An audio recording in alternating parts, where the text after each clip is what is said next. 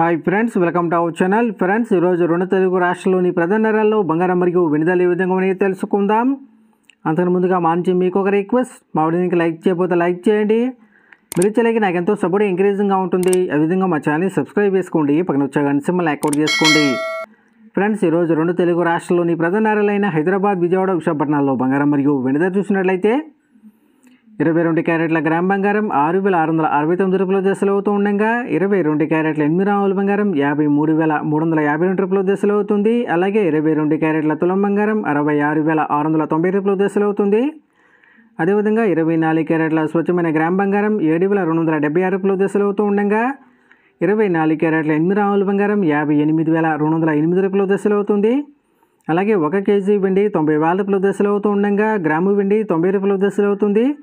అలాగే తులం వెండి 900 రూపాయల దశలు అవుతుంది. ఫ్రెండ్స్,